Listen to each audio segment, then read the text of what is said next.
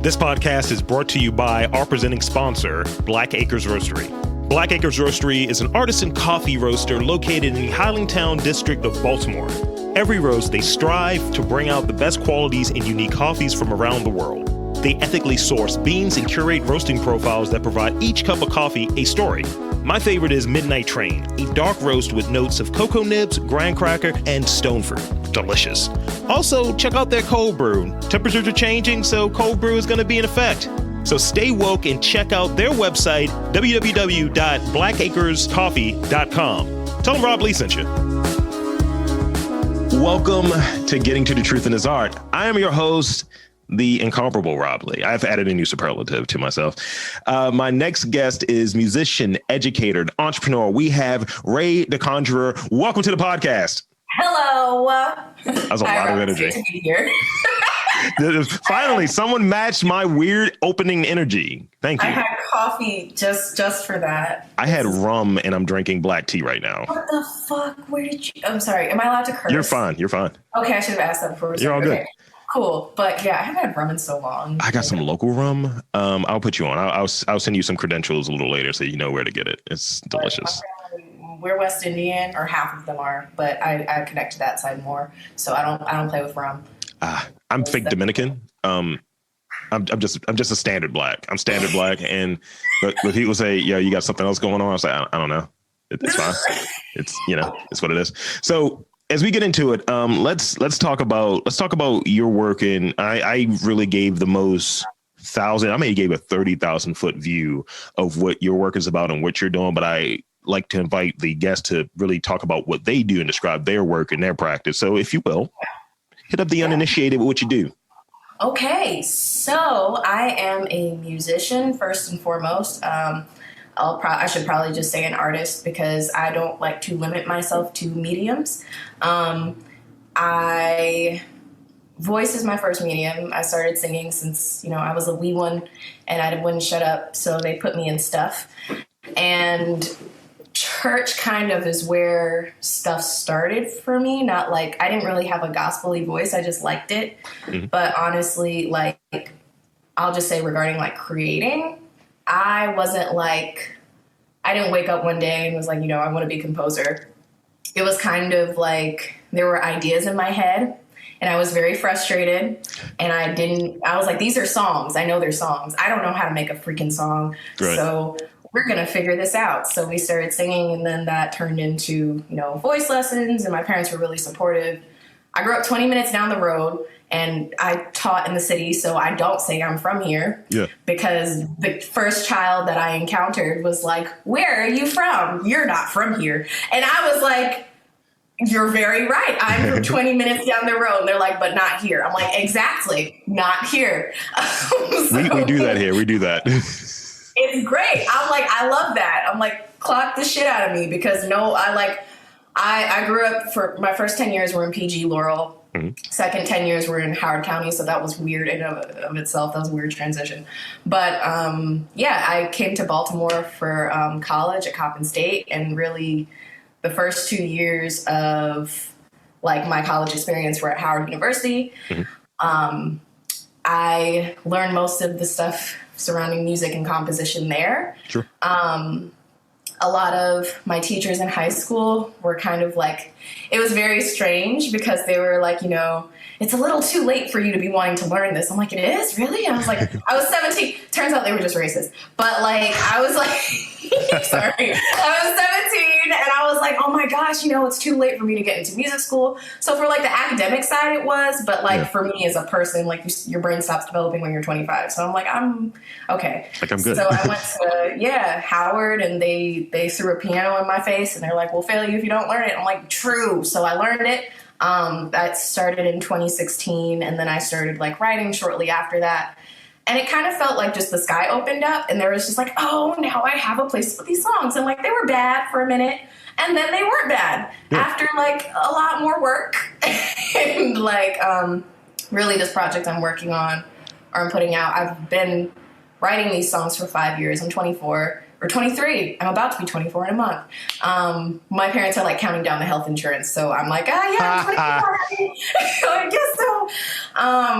But yeah, I'm 23, and this is like, for me, it's kind of been, my art is a reflection of my life, like very, very, like everything. Each of these songs is like a child, and I have like, I've rearranged them several different times. It's kind of been something that's like, I was performing in DC. I've like tested out some stuff some places, but like a lot of these are just very near and dear experiences to me, and I'm not good at faking anything. So like, or lying, like I said, the ideas were there before, so forcing stuff it's not a thing. I can't just be like, I want to write a song today, so let's write that. Yeah. Like, you can, but I'm like, those aren't the things, the songs that I've like created and like am really putting time into. They're not really, they are kind of, it's kind of a spiritual process. And so I go by Rae The Conjurer because like I said, I don't want to be limited to a medium. And I won't be. And what I'm going to do, what the hell I want to do, if I put my mind to it. Like, so I've had one too many people tell me, I'm like, well, no. And I'm like, well, fuck you, because I'm going to do it. Well, I need to. So I admire like that trait of not putting yourself in this spot where it's just like, oh, I do this. I've spoken to people where you kind of see that they're more the nascent stage of looking at their practice, and they're looking at it as, oh, I just do this or what have you. And even if it's pure, even if it appears to be mostly music, it's like, do you have any input on what your visuals are? Do you have any input on the branding that you're putting out there?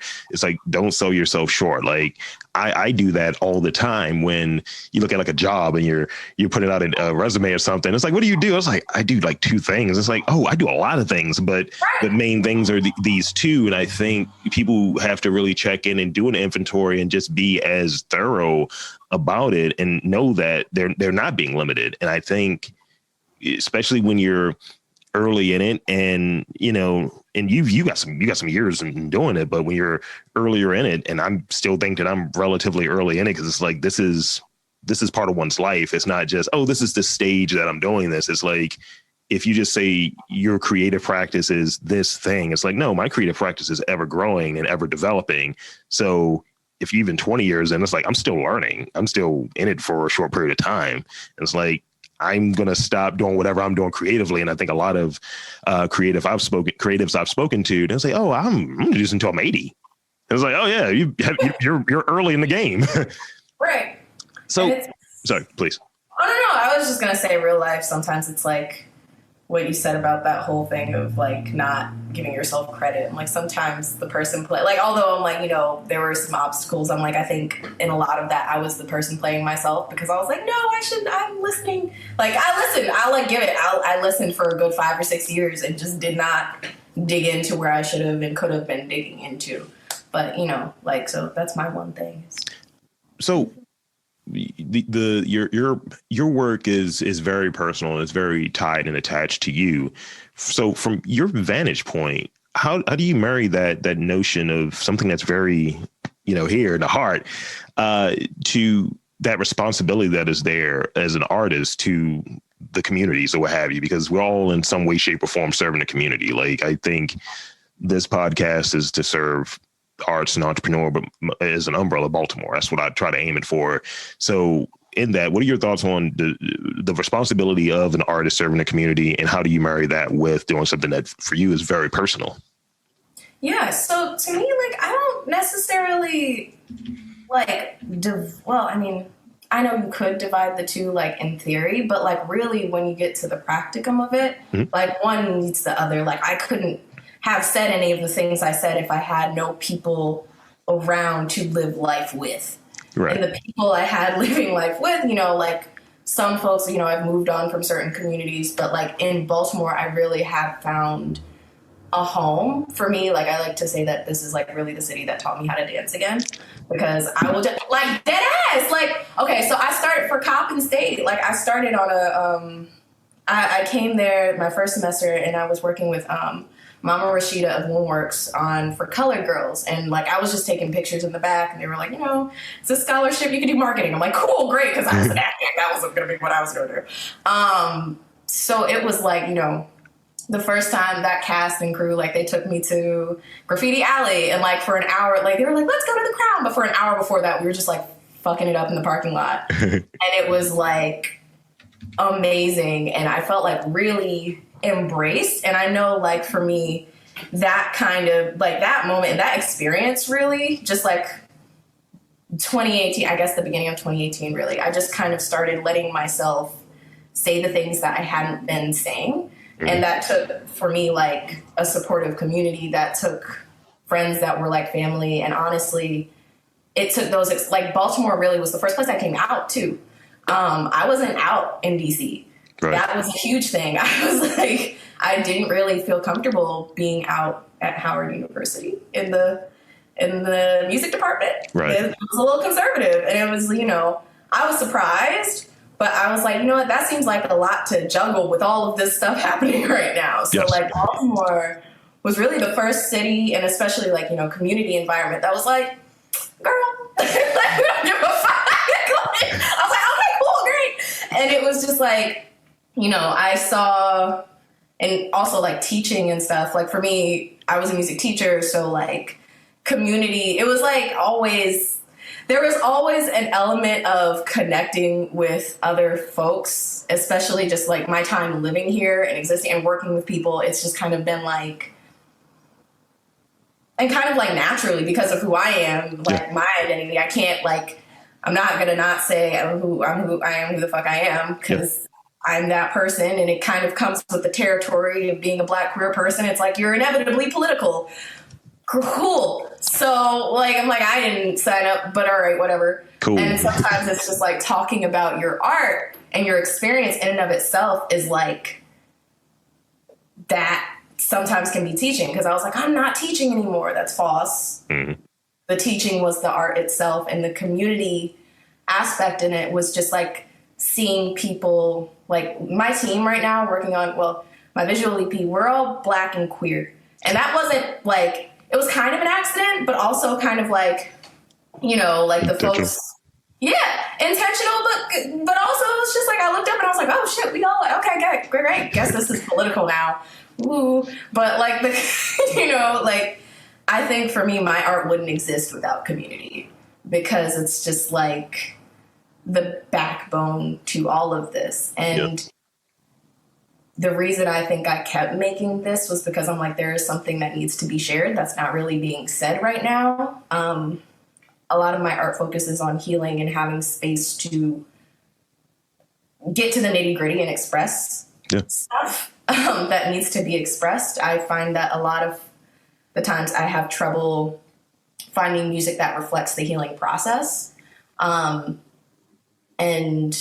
kind of focuses more on the results or like the beginning or the end, but not the middle. And the middle's messy and it's essential. And I kind of always wish I had someone to tell me like, hey, no, this is perfectly normal. And now, you know, people are talking about it more and it's like really cool.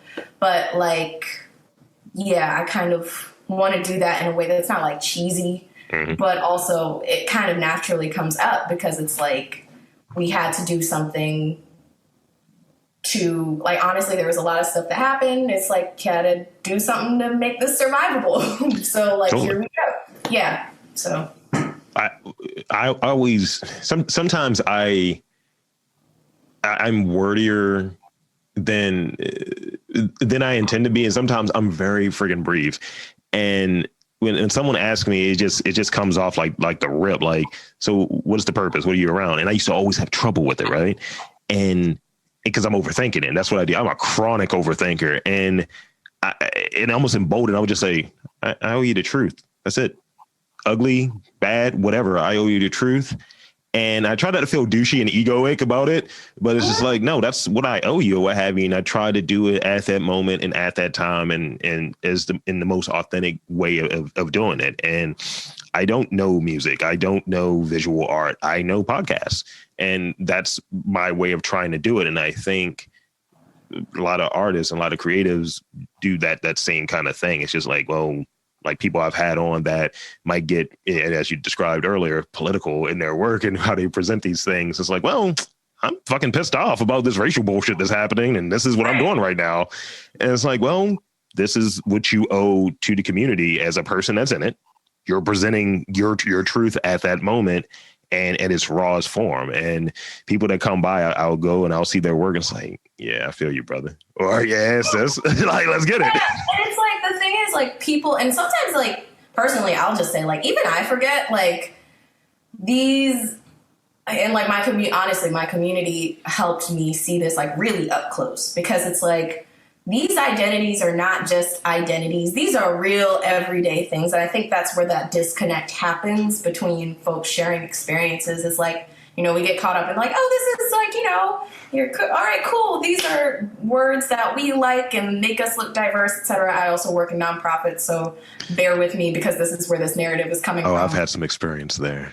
Oh, Lord. We have more things to talk about, I think. Well, yes. So essentially, that whole thing of like, no, these identities are like real and everyday, and sometimes like it's stressful. Like I call myself gender transcendent because I'm looking, but I do identify with the trans community. However, like I identify myself as a trans person. However, I feel like transgender in and of itself gives too much homage to the binary, and I'm like, the binary is stupid. We should just eliminate it. So we need something that ignores the binary. So I'm like, whatever council of queers that's around, we need to talk and change it. Because I'm like, council of queers. I'm sorry. I just see like a table and like people putting out candles and stuff. Yo, that's fire. And shit. Like, and we're done. Yes, literally. I was gonna say led by Lil Nas on the pole dance to hell, but like that was fucking iconic, and I'm mad they took it off Spotify. But what was I saying? It was something actually like that I cared about that was like not important, but like that I meant to say. The identities. Shit, yeah. Identities, and just kind of seeing that like, no, sometimes like, you know, trans, like just help, like for me it starts with healthcare. It's like, just like my little sister is a trans woman, and like for a Black trans woman, and like, you know, she has schizophrenia, and it was just like, for just the amount of bullshit and like just like, no, she's like 19 going on 20, like, and this started when she was like 16 or 17, like no child, no teenager should have to be that stressed that young. And then like same with my peers and stuff, it's like, y'all don't understand, like, you know, it's like everybody's like, oh, ballroom, it's like, bitch. And did you watch the rest of the show? Did you watch the rest of Pose? Because if you watch the rest of Pose, you'd understand, and like talk to someone who actually is trans, you'd see. It's like, you know, people, well, I mean, fuck COVID. But it's not, you know, I can't even say it's not as, because I can't say that. I can't, because I feel like that experience is still very heavily in existence. I feel like folks like to wash over that, but it's like, well, shit hasn't gotten that much better. It's a needle that moves just enough, and then it's like, what degree of tokenism is attached to it? And like I try to observe these things, and I always come in with a degree of side eye to most things. I was like, why are you doing that again?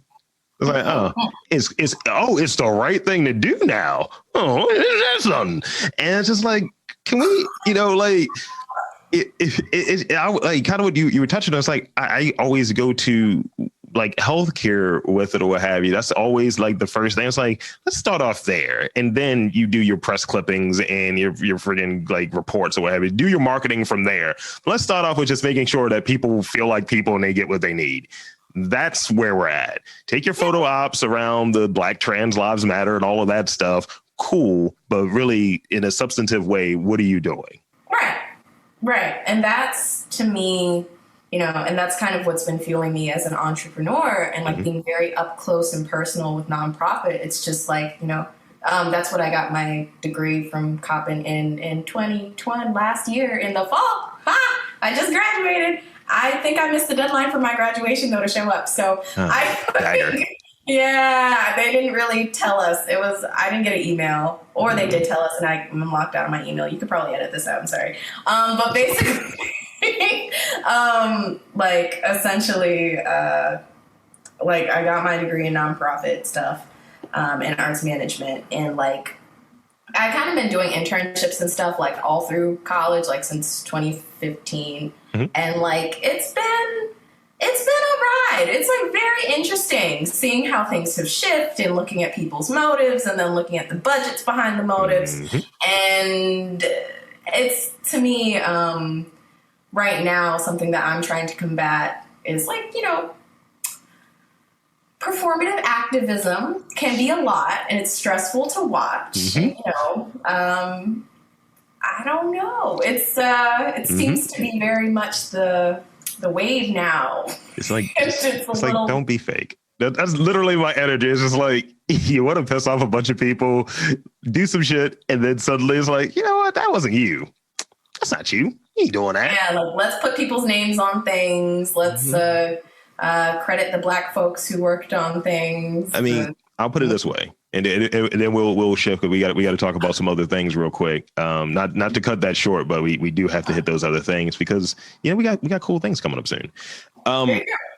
So today is the anniversary of something, and you know, it's that, well, not even anniversary, because that means it seems like it's positive or what have you, but this is the 6-year date to when Freddie Gray was murdered or have you, and it's kind of one of those things of, I remember, you know, just being aware of this bullshit floating around. It's like, oh yeah, we're making sure that Baltimore is set up. It's like, and then having conversations with my dad, he was like, you know, those same buildings have been abandoned since '68, right?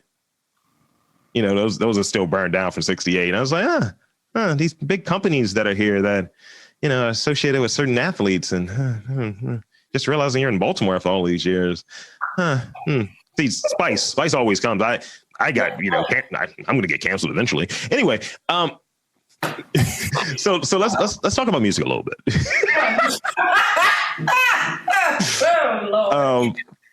So this is a question I like to throw around, and because you're not weary and washed up like I am, because I wouldn't be able to answer this question at this point because I don't remember.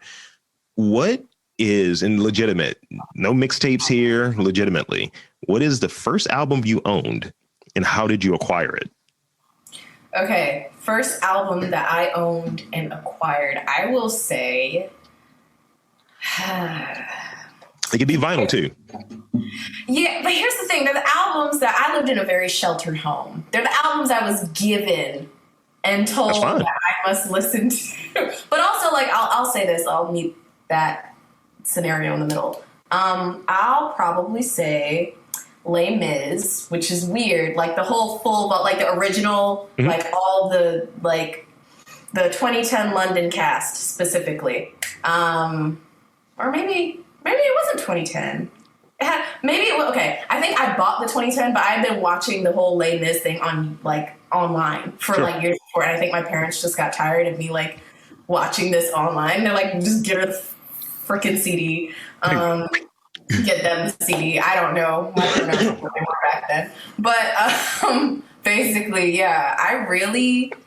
Like, I was a musical nerd, it like real heavy, and it probably shows, and you'll probably see it on the 30th, definitely.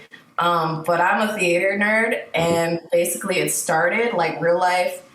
Actually, I lied. Joseph in the Technicolor Dreamcoat was the first, and then Les Mis was the second. I loved Andrew Lloyd Webber. Like I was like, wow, look, bars, and then like, because I couldn't listen to hip hop, I like wasn't allowed. There are questions there, but that's another story for another day. Like, essentially, I was like, okay, this is cool, and I liked the lyricism of it. Sure. And I liked, well, I guess I liked the production and everything. I liked like the whole thing. I was like, wow, how did this is so weird. The costumes are so specific, like details. I really like details. Yeah. So all the details and everything. And like looking back at that movie, I'm like, oh my God, there's so many problems with this. And like, I'm like, y'all, do y'all remember when we didn't know what racism was? Like, you're just like enjoying shit. And now you look at it, it's like, God damn, wow, Here's the thing, like I can't, because of that, I can't look at certain movies now because like I was born in 1985, so it's just like, that was a year, and it's just like, yo, let's watch Back to the Future. It's like, I saw this on the big screen. I don't remember this near sexual assault here. I don't remember that. Whoa. Or yeah. I haven't watched it in a while either, but like, yeah, at the dance or what have you, they're dragging his mom in the car, and it was like, yeah, what are these spades doing over here? I was like, it's racist and this. I was like, yo, and then you have the whole Johnny B. Good thing, and I was like, this whole chunk right here at the 1950s prom, he could be cut out, and I didn't recognize it. I've seen it so many times, but I didn't recognize it until I saw it on the big screen at a revival, and my partner looked at me, and she was like, you didn't know this? I was like, well, I'll have to put these blinders on when I watch this next time. Hello. It's recognizing that sometimes that you get these things and you're just like, how do I navigate this? How do I work with this? And it's in pretty much any of the things that we consume from a pop culture standpoint. And it's almost this thing of, do we want to, what do we want to enjoy? How do we want to enjoy it? And how invested are we in it? Like, I remember a lot that we would run into, hey, we're going to, it was pre-canceled, but we're going to put an advisory sticker on this. I was like, I know that guns are violent, but it's not going to stop me from watching RoboCop. I don't have any desire to shoot someone or whatever. And it's like, some people are stupid. Or they're easily, not manipulated, but they're easily influenced by things that they see or things that they hear, right. And it doesn't really work with like me. And I think a lot of people, but you have someone, the morality police telling you of what's right and what's wrong and this is a little too gay for us. So let's take this off of Spotify, even though we're so open now, which is fake in itself. Yeah. Damn, I'm getting spicy about a moment. This pre-conversation is all your fault. Probably. Like, I'll own that. I mean, the spice tends to follow me. It's not. West Indian seasoning. Hello. Mm-hmm. Hello. So, let's see. I got 3 more questions, and I'll be remiss if we don't talk about the 30 because you touched on it. So we have to talk about that as well because we got to get that in here. So echoing that same thing about the record, right? The first album you owned. This one is going to be a little easier, but it also hard because you're like you've touched on. You said you were a music nerd. Mm-hmm. I don't know if were was the word. I think you might be. I mean, musical nerd. Yes. I probably am, but I just have like that little thing of Broadway and shit, we're back. But like, I think honestly, okay, I'm making a visual EP and I like to laugh about it because I'm like, you know what? I think this is just me doing all the theater kid stuff I never got to do. And that's probably just what the rest of my career is going to be. But it's not like in a revenge way. But like, honestly, I'm like, I need an outlet for all this dramaticness that didn't get to come out because they were like, they're not enough XYZ doesn't look like you. And I'm like, cool. Then Hamilton happened. And I'm like, all right, what the fuck ever. But I think that's one of the things when you get to a spot and going back to what you were saying earlier of not basically holding yourself to one particular thing. And I think that's what I try to do. Like, I'm a content creator, right? So I had a really sad story of being rejected and I wanted to be a comic book artist. And that's what I always wanted to do. I was always drawing, I was one of those kids that is like, yo, I could get an A on this test because I'm gifted or whatever. And I was just like, I'm going to half-ass this because I want to draw for the rest of this test time. And that's what I would do. So, all of that, years of it, getting into so much trouble. And it came to a point where you're going to someone that can decide whether you're going to go to an art school or whether you're not. And they were like, kind of childish. And that was pretty much it, killed it. So now in this space of doing podcasts and trying to do just different content, I've been writing a comic and I've hired an artist and I have a webcomic that exists. So it's like my backdoor way of still doing the content I wanted to do, but mine is a revenge thing. It's like, yeah, what you think? Here's a copy for you, teach.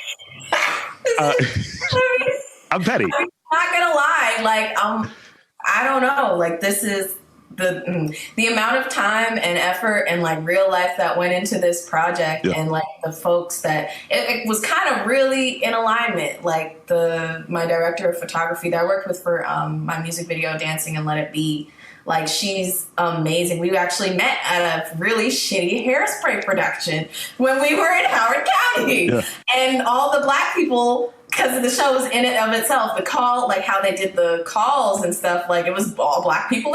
So it actually was segregated. So we were like, okay, fuck it, cool. So all these Black kids from Howard County were like, wow, they're like they went to, most of those folks like went to Hebron. I went to Reservoir, so there were more Black people by me, but like a lot of us were in GT classes and, you know, like tracking and all of that. And a lot of Black kids really weren't in those classes. So I was still, even in a school majority Black, I was like still somehow the only Black person in certain rooms. I'm like, this is messy. But we all like linked, and, you know, like Katya, like after like 10 years, like I hit her up and she's like, yeah, I'm down. And like, then now it's like, okay, and we're going to do a movie. Cool, great. And it's going to be kind of like a bunch of music videos, and it's going to be great. And like, you know, Beyonce did it. That was cool. Like, she is the blueprint, but like, how much can we, like, we don't got that budget, but we can make something shake. So, like, let's do it. And we don't need permission. And that's kind of all that shit kind of taught me, like, fuck permission. I agree with it. Yeah, and people taking space that, you know, and sometimes your space, your ideas and things, just the amount of liberties folks take in this world, in this day and age. It's like, bitch, why the fuck not? Go do it. Just go do it. So I mean, I just want to have sound bites to just flow over. Who will tell me no? We'll talk more off, because look. So this was the question I was going to ask, because we got other stuff. 3 songs, real quick. 3 songs that pop in your head that are currently in that rotation. Like, I played this today. What are 3 songs? Mine are very problematic. What ones are popping up in your head, though, that it's like, I've listened to this today, or I listened to this recently? All right. So I know it's like a whole, like the little first part is on TikTok all the time, but I listened to the whole song, Yucky Blucky Fruitcake, by I Am Dolce. I was like, okay, hold on, with the Nicki flow and then the Kendrick switch up. I was like, bitch. She's it. I was like, if I'm collaborating with anyone in the next 5 years, I hope I get to collaborate. Like, if stuff pops off for real, I'm like, I want to collaborate with her. She seems lit. That was like my whole life in one song, and I'm like, I've been read for filth. It's okay. That's fine. Yeah. So her. Who the fuck else? God damn it. I was there. Mariba, Get Free. Okay. That's an awesome song. It's like, don't settle for subpar shit. Woo. But it's gorgeous, and it's a really beautiful song. What's the third one? The third one's always a little dicey. If you're like, I don't know, man. Really though. But then they sound like Terrence Howard when they say it, though. So that's a whole other thing. It's like, why is it Mayne? Yo, probably. I'm not gonna lie. Like, probably "Pop It" by Bankroll Freddie and Meg Thee Stallion has been on repeat like over and over again. That's just dope. I'm sorry, I love Megan. I don't care. She brings out. I'm like, that is who I want to be in the workplace, but I can't just go in and be like Wu-Tang. But at the same time. I mean, she's an Aquarius, so one. That's one thing. 2, I talked to one of the guests I've had on here, Unique, one of the guests on here, and Unique was talking about like doing interviews for their job, and it's like, yeah, I keep my goals in, and I was like, I'm gonna start doing that shit. I'm just gonna start doing like Zoom, like, yeah, what it is. It's like Ron. Wait, Unique? Unique. Okay, yeah. It's like, Ron, why do you have your goal? Like, why do you keep showing your teeth so? Our jobs, yeah, we same work spaces. So they're dope. Yes. So let's see. Aside from your work, what creative interest or talent do you have? And usually this is kind of what useless talent do you have? But I framed it a little bit different this time. Okay, cool. Because I need this one to eat. I like cooking. Cooking's really fun. Yes, I like my mom wasn't a big chef, but I started getting curious about stuff. I didn't do it in the house, so I think I just started getting tired of the same like 2 recipes, and I'm like, why this isn't it? So I started exploring and like doing baking and stuff, and then also plants and gardening. I started plants.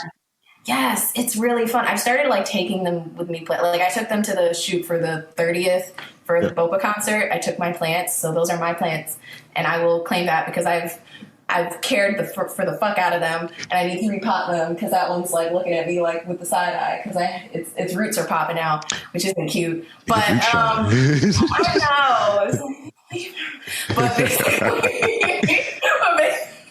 no, but like, yeah, plants. And I started a garden on my patio. Somehow I found a place with a patio that was affordable. That was like, I don't fucking know how that happened, but I have a garden now because I'm like, I have a patio and I need to make it cute. So kind of like just designing spaces that make me happy. Honestly, it's like the thing that I do that it makes me, and maybe like reading stuff and exploring just random places. I don't know. I like watching people. That's fun. So I'm a creep in my spare time. And yeah. Well, that's good. And it goes back to the holistic side of things of like, I want to say, you go through the whole process, you do therapy because, some people do therapy. What the fuck? And I would do this thing where I used to have like just a lot of anxiety around work. Right. And one of my previous jobs. And I remember my therapist was like, bring something from your environment that you're really comfortable with and bring that into that new space and try to bring that energy there. So I kind of took that same philosophy when COVID happened and everyone was at home, and it kind of got conflated where my creative space, my studio has turned into my office. So it's like competing interests. And it's like, all right, I really need to keep this my studio. And I just happen to work for my day job in my studio versus making it my work office. And then I happen to do my creative practice in here, because then it just shifts it and then it sullies it and it corrupts it. And it's like making sure I get that right. But it's like being aware of that. But having that space set up, ultimately, what I'm getting at is super important, and having it set up in a way that I feel happy and I feel good and I can at least put on good content. Oh my God, yeah. That's been a struggle as of late because you can't see it, but this is my recording mic. Like, it's the same station. It's the same station. There's normally a piano in that corner. It's still in my car, which isn't good. I need to take the piano out of my fucking car. But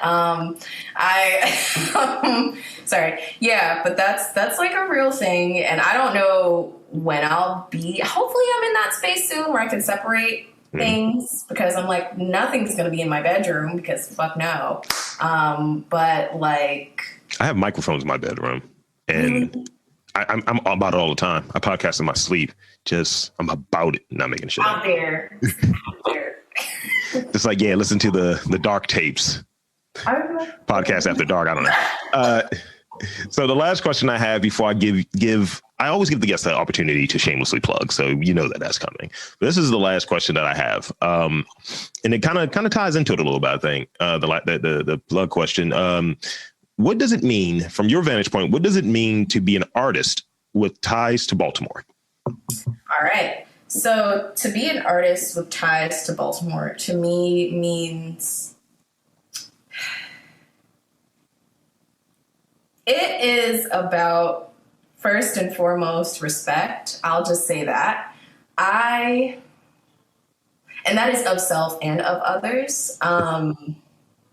Just from the jump, like I said, getting here, I kind of realized very, very quickly that a lot of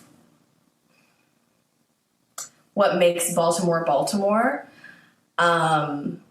is really deep. And as someone who's been kind of involved in like looking into Baltimore's history and stuff like that through whatever projects I've been in school and all of that, it's kind of like Baltimore has always been Baltimore. And I feel like as a city, like, I don't know if folks outside or inside sometimes even. And that's why, like, I really got into the history aspect, because I wanted to teach this to my kids. As I was teaching, like, no, this city really was the jump off for like so much shit that is not like always, I don't know, not I don't know who's responsible. I don't know. But folks I don't think even really realize how rich this history and culture is. Mm-hmm.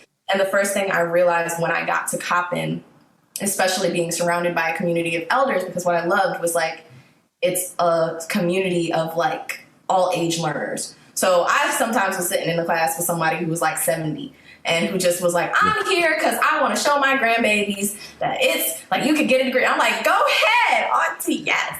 But like, basically, like that was the kind of, for me, being an artist in Baltimore is like respecting, I don't want to say rank because like that's a very rigid, but kind of understanding like, one, why cultural gatekeeping here exists and needs to, because there are some things that honestly are sacred, are freaking sacred. And like, just like in the spaces I've been working with elders I've worked with, the amount of work it took to gain that trust, right? Like for me, being an artist in Baltimore means understanding that a lot of this is about real ass connection, real ass making sure that like you are not entitled to shit from anyone. Right. Like no one has to give you anything. And if they do, like you should be honored because they probably don't give it to a lot of people. So for me, like seeing, you know, when things are passed to me as someone, even who's from 20 minutes down the road, I'm honored. I'm like, you didn't have to tell me shit, but thank you for trusting me with this information. Probably that like you've worked your whole life to cultivate and protect. Right. Because, and that's another thing. And that's like elders and anybody really, like, I really appreciate the fact that everyone here just like really, you know, sometimes you see folks in lights where it's like, it's not like the thing they do. You meet them there. It's like, this is like, okay. But like, then you meet them doing their thing. And that level of passion and dedication, I haven't seen in a lot of places for real. But like just the real ass like love that Baltimore has for what, you know, what folks here do personally. And like, I don't know, I've been very embraced by this city, but I also know I am from 20 minutes down the road. But like the one thing don't you forget that. No. Right, no, honestly. But like the one thing I've seen and the one thing I really love is just like, really, it's honestly like how people light up when they are doing their thing. Yes. It is like one of the, like from the kids to the aunt, like the grandmas, it's like my whole heart. I'm like, I love it. I'm staying here no matter what happens. It's going to be half the year here, half the year traveling or some shit. Because like I've grown up in the DMV like my whole life. But honestly, like Baltimore is honestly a space, like to be a Baltimore artist means to really respect the city that holds you.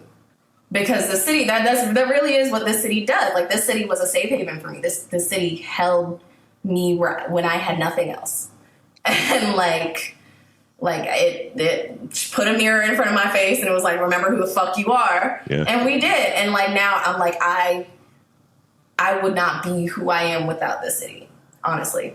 And I will say that for as long as forever. But like, yeah, but like this is, you know, it's a city that deeply respects itself. Like I know there are a lot of narratives and stuff, but like everyone I've met, like it's just, it is. That's great. That's great. And I think it's a very honest and thoughtful answer. And it's real. It's a real thing.